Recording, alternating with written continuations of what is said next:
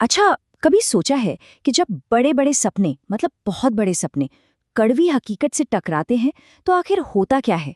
आज हम एक ऐसे ही वायरल कॉमेडी स्केच पर बात करेंगे जो तीन दोस्तों की कहानी के जरिए ना एक बहुत बड़ी सामाजिक सच्चाई को हमारे सामने रख देता है। तो चलिए मिलते हैं इन कमाल के किरदारों से। ये तीन ऐसे दोस्त हैं जिनकी उम्मीदें तो आसमान छू रही हैं, बस नंबर ही थोड़ी जमीन पर रह गए हों। और इनका सफर शुरू होता है इस जबरदस्त ऐलान के साथ। ये एक लाइन इनके कॉन्फिडेंस के बारे में सब कुछ बता देती है।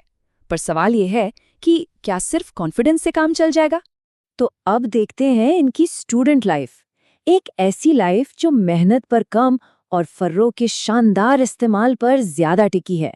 और साथ में है एक अटूट विश्वास कि भाई इंजीनियरिंग की डिग्री मिल गई तो अमीर बनने का सीधा रास्ता खुल गया।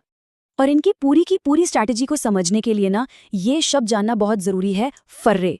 क्योंकि यही तो वो चीज है जो इनकी 12वीं पास करने की पूरी योजना का सेंटर पॉइंट है। तो ये है उनका पूरा का पूरा रोड मैप। प्लान बड़ा सिंपल है, लेकिन सपने बहुत बड़े। और ये पूरी योजना बस एक ही चीज के भरोसे पे टिकी है, इंजीनियरिंग की डिग्री। और नाजिम का ये एक डायलॉग, बस यही एक डायलॉग उनके सपनों का लेवल बता देता है। मकसद सिर्फ पैसा कमाना नहीं है, नहीं नहीं, मकसद है पैसों से इस कदर घिर जाना कि सच में उसकी दीवारें बना सके। सोचिए जरा। तो चलिए सीधा 4 साल आगे चलते हैं। इंजीनियरिंग की डिग्री अब हाथ में है, तो क्या हुआ उन बड़े बड़े प्लान्स का? क्या उनका वो दाव काम आया? देखते हैं।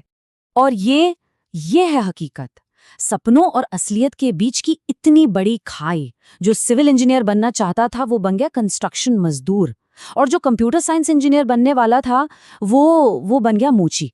मतलब नोटों की दीवारें बनाने का सपना अब सचमुच की दीवारें बनाने की मजदूरी बन चुका था।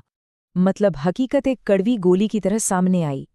डिग्री तो हाथ में है, लेकिन वो लोग वापस वहीं आ गए हैं जहां से शुरू किया था, पूरी तरह से निराश और ऐसे काम करते हुए जो उनके देखे हुए सपनों से मतलब मीलों दूर हैं। लेकिन ठीक जब लगता है ना कि बस अब सारी उम्मीदें खत्म हो गईं, तभी कहानी में आता है एक नया मोड़। एक ऐसा मौका दरवाजे पर दस्तक देता है जिसके बारे में किसी ने भी नहीं सोचा था। और वो मौका था एक लोकल टैलेंट शो का ऑडिशन। और स्टेज पर सबसे पहले आता है ज़ेन।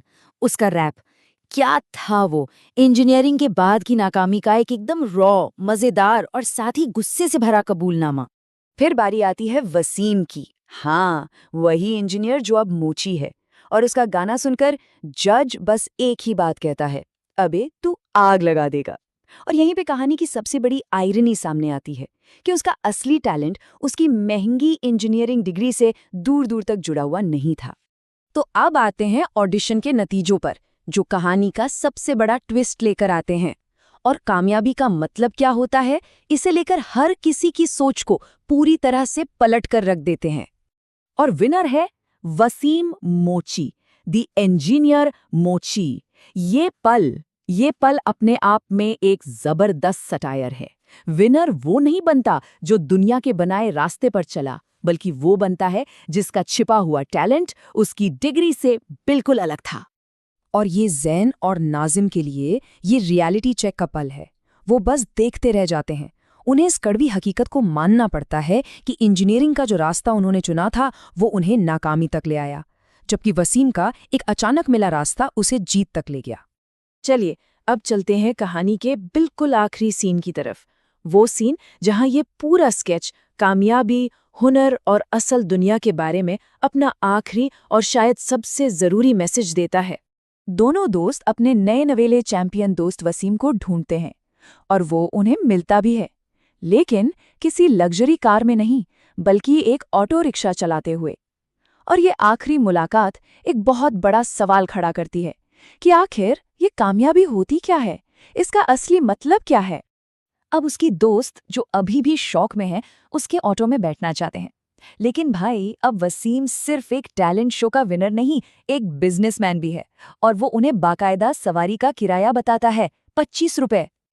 और ये पंचलाइन पूरी कहानी का सार है। 20 रुपए किराए के और 5 रुपए चप्पल ढूंढने के। मतलब अपनी शोहरत के सबसे बड़े पल में भी वसीम की सोच उसके असली पुराने काम से जुड़ी है। वो काम जो उसे असल में पैसे कमा कर देता था। तो सबसे जरूरी बात क्या